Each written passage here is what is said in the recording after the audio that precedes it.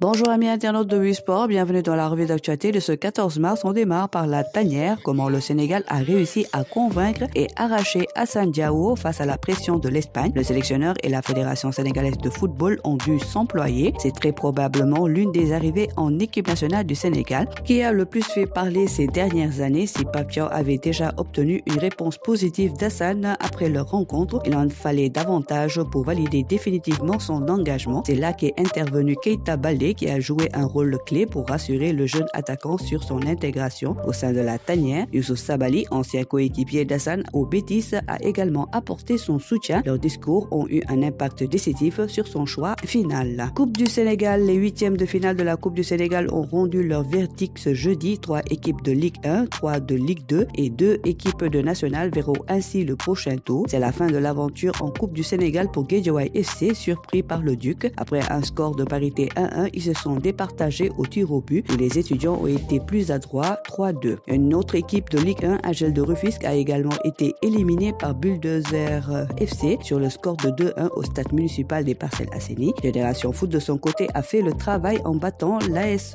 Douane 3-1, tandis que le Diarra s'est défait de Niary Tally sur la plus petite des marges 1-0. Dans le derby faticois entre Diamono et Guelwaar, ces derniers ont créé la surprise en s'imposant largement 5-1. Pensionnaires de National, ils poursuivent ainsi leur parcours. Lambe pour finir, suspension de l'AREN après plus de 3 semaines de suspension. L'AREN s'en remet toujours au ministre de l'Intérieur qui décidera de la reprise. Le président du CNG, Malingom, a annoncé qu'il allait s'entretenir avec Jean-Baptiste Tine tout en omettant pas de rappeler à l'ordre le monde de la lutte. Malingom de noter que des mesures seront prises pour éradiquer la violence dans l'arène. Pokola Baldé placé sous mandat de dépôt. Les démêlés avec la justice ne s'arrêtent pas pour Pokola Baldé, arrêté mardi pour outrage à agent de la force publique à Pikine Technopole. Le lutteur a été notifié de son placement sous mandat de dépôt selon les informations de Dakar Post. Le neveu de Ama Baldé sera ainsi jugé pour flagrant délit lundi prochain pour cette affaire.